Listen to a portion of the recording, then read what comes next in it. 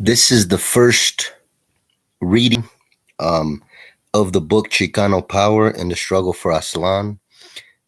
Entire book will be read and uploaded to YouTube, and this is the first reading of the book Chicano Power and the Struggle for Aztlan.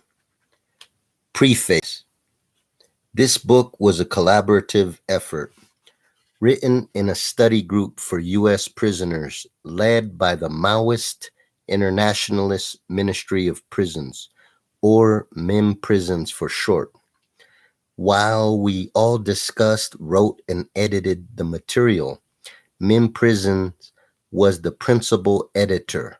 Once we had a draft that was close to final, we sent advance copies to a few other comrades inside and outside of prison for additional comments.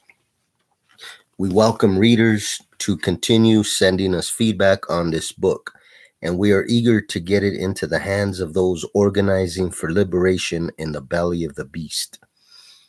The greatest feedback will come in the form of advancements against oppression. The two principal authors of this book are prime models of revolutionary leadership from behind prison walls. Ejecat and Sipakli are both longtime leaders in the anti-imperialist organization United Struggle from Within. Sipakli also writes on behalf of the Brown Berets prison chapter. A more recent project Sipakli helped initiate to push the Chicano national liberation struggle forward. This book was a collaborative writing effort rather than just a collection of essays with different perspectives. Sipakli first inspired this project by putting together the central essay, which provided the framework for what became part one of this book. Sipakli recognized the need for Maoist literature and leadership in the hotly contested struggles of Chicanos and migrants against American repression, especially in a new context of multiculturalism and widespread wealth throughout the United States. Coming together with a basic agreement around this need and the line that needed to be presented, we assembled the material for this book. The Maoist movement in Aztlan is still young. As such, this book is somewhat preliminary and will not provide all the answers. In some aspects, we did not all agree, but in the end, through unity, struggle, unity, we resolve most major disagreements to present a cohesive analysis.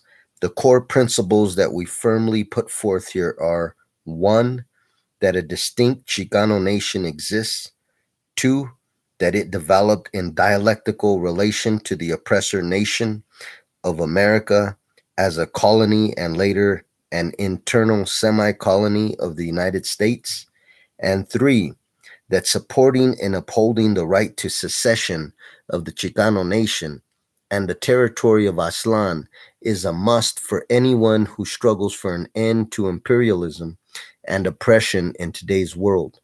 We also firmly present that this contradiction between the oppressor nation and the oppressed nations is principle within U.S. borders and therefore deserves all the attention and energy of freedom-loving people. A combination of repression and temptation threaten the liberation struggles of all the internal semi-colonies of the United States. These forces push for submission and assimilation into America. It is for this reason that the essays in part two of this book go deeper into the very question of the existence of and the need to liberate the Chicano nation. We close the book with some reviews of texts that we found either particularly useful or needing of critique in our research for this book. We hope that in doing so, we provide a good jumping off point for others doing their own research. We also provide a number of appendices that go deeper into some of the political ideas mentioned in the book, and a glossary of political terms as tools to better understand the message of this project. One thing that distinguishes this book from all those we reviewed is its connection to organizers involved in the growing struggle today and the clear framework that we provide via our organizations on what needs to be done. The appendix provides more information on the organizations we all represent and how to get plugged in to taking the next steps toward true liberation. We hope you will join us on that path. MIM Prisons, May 2015.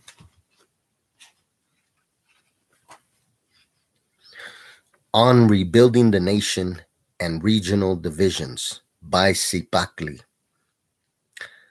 The Chicanas and Chicanos within U.S. prisons are beginning to heal from the effects of hundreds of years of colonialism. One indicator of this is the historic agreement to end hostilities in prisons, which was issued out of Pelican Bay State Prison Security Housing Unit, long-term isolation, in 2012. The fact that a war which lasted over 40 years between Chicanas and Chicanos in prisons has been stopped is huge.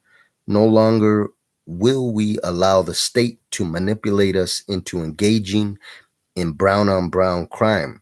And conscious Chicanas and Chicanos will spend our imprisoned lives upholding this armistice. This step is a huge move in the direction of peace and consolidation for the nation. We revolutionary Chicanas and Chicanos will support this peace accord with our lives. This book project is another indicator of a leap in consciousness in the imprisoned Chicano population, which is a result of Chicanos on both ends of California coming together in unity despite America's efforts to divide us. This is another first, where here we have Chicano thought from the northern and southern regions of California uniting in this precious work. This is what rebuilding the nation looks like. The Chicano nation, like any other phenomenon, is not one static mass, and it has many contradictions. The contradictions which arose in this project help to shape and expand this book and remain fluid in our search for truth and the path forward. Many forms of Chicano thought, Chicanismo, exist within the nation and throughout the many regions of Aztlan. It is the people's interaction with reality and the material world wherever they reside which gives birth to their reaction in response. Our life experience tempers us and affects our growth and our challenges just as surely as it fuels our struggles. Chicanos exist in many different environments, some closer to Mexico, white communities, black ghettos, or to reservations. Some are conscious and some are not. Understanding this social reality within the nation is perhaps just as important as dedicating one's life to healing the nation and rebuilding Aztlan. Without understanding our current conditions, we cannot move forward. The theme of this book can then best be summed up as how we analyze today's Chicano nation and the historical developments coming out of the contemporary prisons. Our ability to overcome our historical state provoked quote unquote divisions as Chicano prisoners can perhaps be a contribution to Chicanos outside of the Pintas who may be divided by political contradictions and regionalism. This project could not have been successful at this time without MIM prisons. Their hard work must be applauded because they help to provide various means of assistance for this project when many groups have dismissed Chicano prisoners as unworthy or incorrigible. MIM Prisons was extremely instrumental in facilitating this collaboration between Chicanos from both ends of California and the strengthening of our peace accords. Chicano Power and the struggle for Aztlan could only be made possible with their time, work, and ideological guidance.